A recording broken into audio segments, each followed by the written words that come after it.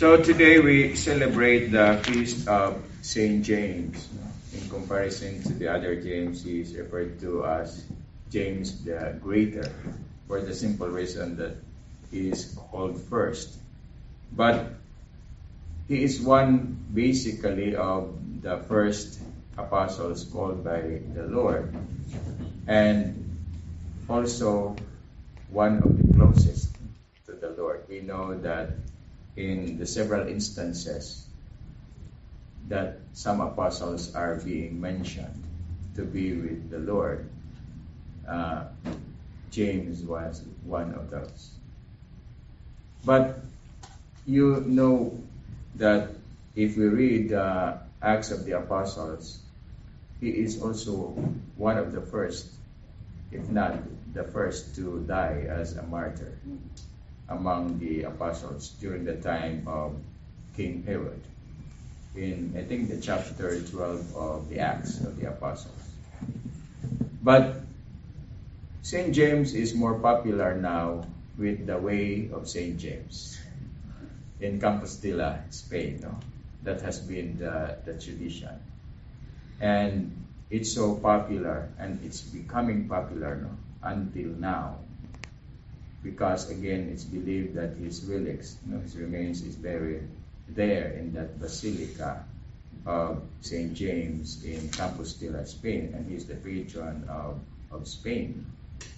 But if we go by that point as a point of reflection, he is a patron for pilgrims.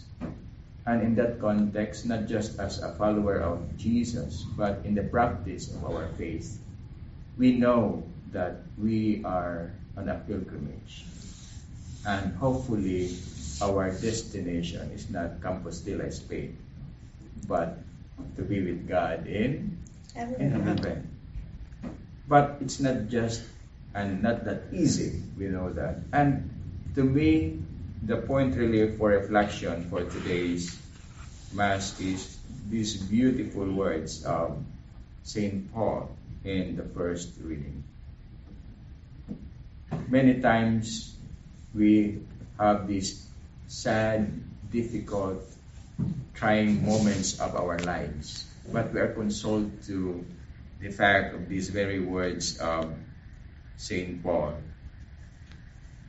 We are afflicted in every way, but not constrained, perplexed, but not driven to despair, persecuted, but not abandoned, struck down, but not destroyed, always carrying about in the body the dying of Jesus, so that the life of Jesus may also be manifested in our body.